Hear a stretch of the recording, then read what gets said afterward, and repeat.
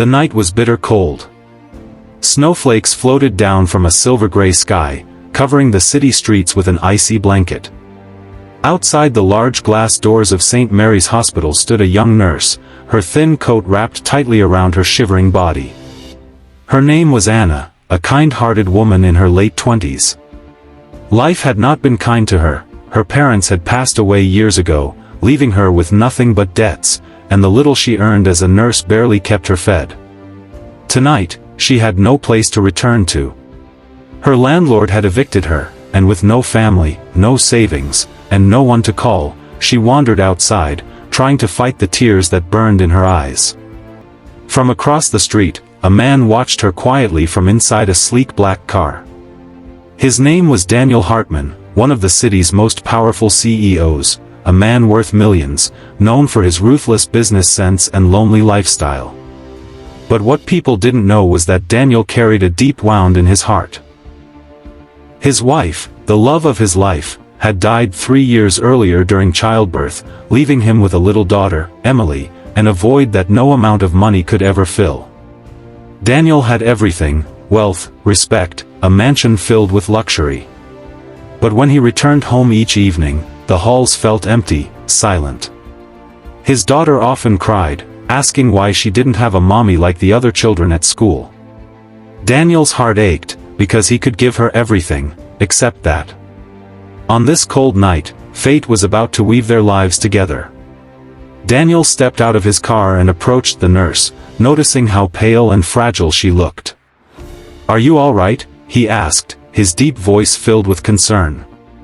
Anna quickly wiped her tears, embarrassed.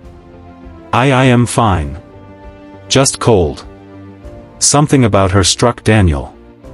Maybe it was the kindness in her eyes, or the way she tried to stay strong despite clearly being broken.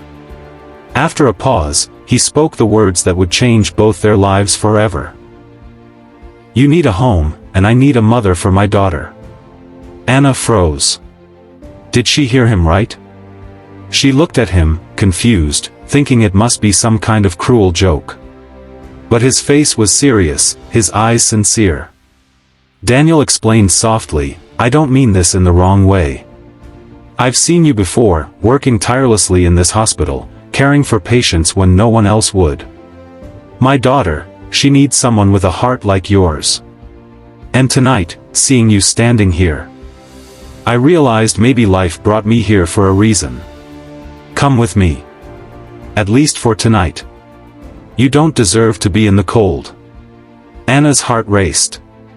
She had always heard of Daniel Hartman, the untouchable millionaire CEO. Why would he care about someone like her? But she also had no choice. With trembling hesitation, she agreed. When Anna entered Daniel's mansion, she was overwhelmed. Chandeliers sparkled above, golden walls glowed, and yet, the place felt cold, empty, like a museum. Then, little Emily came running down the stairs. She was 6 years old, with big brown eyes that mirrored Daniel's.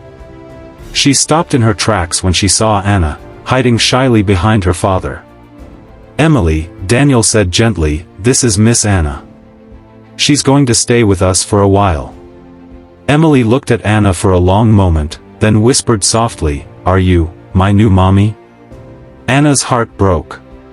She knelt down and hugged the little girl, tears welling up in her eyes. "I may not be your mommy," she whispered, "but I promise I'll take care of you." From that day, everything began to change. At first, Anna felt out of place in the luxurious mansion. She was just a nurse, a nobody in the world of millionaires. But Daniel and Emily welcomed her slowly into their lives. She cooked with Emily, read her bedtime stories, and tucked her in at night. Daniel, who had long forgotten how to smile, began to notice warmth returning to his home. But life wasn't without challenges. The world outside began whispering. "Did you hear? The CEO brought a poor nurse into his home. Must be a scandal. Must be for money." Journalists hounded them, business partners questioned Daniel's judgment, and even Anna began doubting herself. One night, she told Daniel, tears in her eyes, I can't do this. Everyone thinks I'm using you. I don't belong in your world." Daniel looked at her firmly. "Anna, listen to me. You belong here not because of money, but because of your heart. My daughter laughs again because of you. I feel alive again because of you. And I don't care what the world says, I only care about what's real." Those words gave her strength. Still, another challenge came. Emily fell seriously ill with pneumonia. Daniel panicked, fearing he might lose the only family he had left. Doctors rushed in, but it was Anna who stayed by Emily's side night and day, holding her hand, whispering prayers, and refusing to sleep until Emily's fever broke. When Emily finally opened her eyes and smiled weakly, she whispered, "Mommy, you stayed," and drifted back to sleep.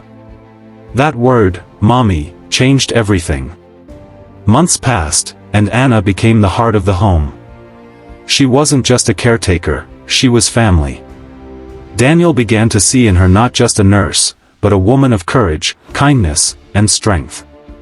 The world could say what it wanted, but in his heart, he knew the truth. One evening, as the sun set over the city, Daniel gathered his courage. He walked into the garden where Anna sat, Emily playing nearby. He took Anna's hands in his and whispered, his voice trembling. "Anna, when I first saw you shivering in the cold, I thought I was giving you a home. But in truth, you gave us one. You gave Emily a mother's love, and you gave me back my life. I don't want this to be temporary. Will you marry me?" Anna's tears fell freely, but this time, they were tears of joy. She nodded, whispering, "Yes." Emily clapped her hands, shouting, "I have a mommy now." And for the first time in years, Daniel's home was not cold or empty, it was filled with love, laughter, and hope. Final message. This story reminds us that love doesn't come from wealth, status, or power, it comes from kindness, compassion, and the courage to open our hearts. Sometimes, life puts us in the darkest places only to guide us toward the family we were always meant to have.